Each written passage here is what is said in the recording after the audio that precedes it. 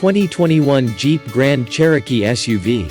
While the Grand Cherokee was once a class leader, its age is starting to show. It's still sturdy and very capable off-road, but we recommend upgrading from the standard V6 engine to one of the available V8 powertrains for a bit more gusto. The most appealing value can be found in the middle of the JGC's lineup with the Limited and the Trailhawk. The standard V6 in the Grand Cherokee isn't very exciting. In our testing, 0 to 60 miles per hour took 8.0 seconds, which is slow for a 5-passenger midsize SUV. We'd suggest getting the optional V8. The brakes, however, are strong. In Edmunds testing, a stop from 60 miles per hour took 124 feet, a reasonably short distance for a rig this size. A downside is the Grand Cherokee's significant weight, which affects acceleration, handling and overall drivability. Another negative is the steering, which feels disconnected from the road. This combo makes the Grand Cherokee overly heavy and lethargic to pilot around turns. For off-roading, though, the GC does well thanks to several available off-road ready options.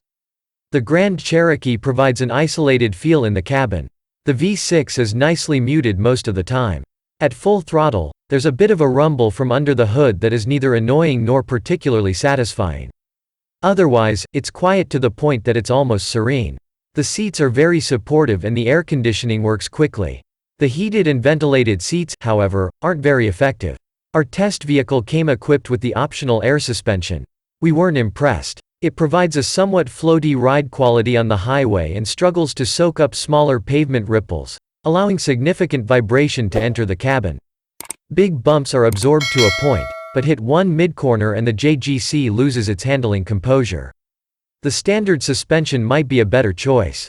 The Grand Cherokee has plenty of interior space with generous headroom and legroom in all 4 major seating positions. It also has a commanding driving position, good visibility and relatively simple controls.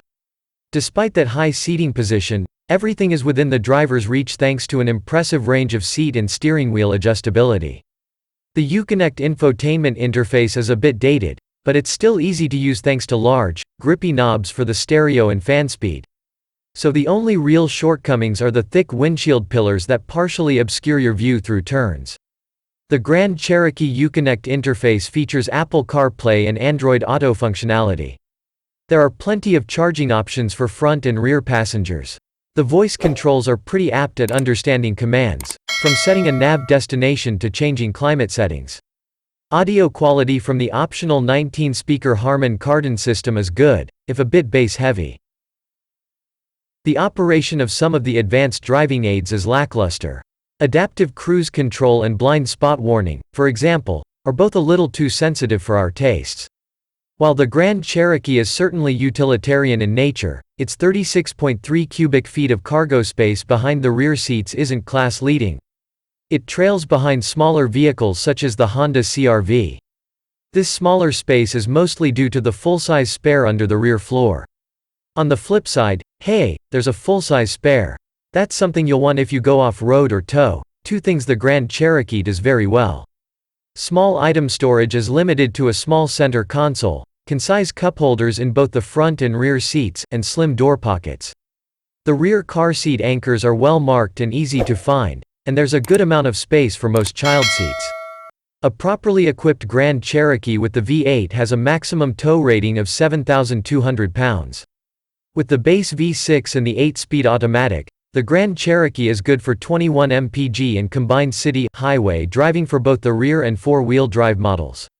Not outstanding perhaps, but it trounces the 4Runner, its main V6 SUV competitor with similar off-road abilities. Build quality is top-notch in the Grand Cherokee. You'll find tight panel gaps and impressive leather. But decked-out versions such as the Summit get quite expensive, and at that point some luxury rivals start to look more attractive. You'll find the most value with the Trailhawk in the Limited. The Grand Cherokee's warranty is typical. Roadside assistance is good for the class with 5 years, 60,000 miles of coverage. The Grand Cherokee's optional air suspension isn't something we'd recommend to lead-footed drivers. We're also not enamored with the base V6. But other choices are available, including the impressive V8 and the absolutely bonkers 707 horsepower Trailhawk. And of course, the available Quadra-Track 24WD system means you can get pretty far in off-road or snowy conditions. This Jeep is a midsize SUV with a wide range of appeal. The 2021 Jeep Grand Cherokee offers one of the most diverse lineups around for a midsize SUV. There's a wide array of trim levels suited for on- and off-road performance. From the basic Laredo to the go nearly anywhere Trailhawk to the insane 707 horsepower Trackhawk, the Grand Cherokee should have your needs covered. Luxury and tech options are plentiful, and its towing power, especially when equipped with the optional 5.7-liter V8, is impressive for the class. But also know that the Grand Cherokee has gone 10 years without a major redesign.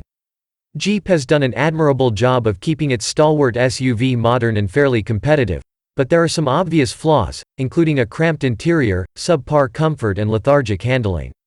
Rivals such as the Honda Passport, Hyundai Santa Fe and Volkswagen Atlas Cross Sport have significantly more modern and spacious interiors, even if they can't match the Grand Cherokee's expansive mix of models.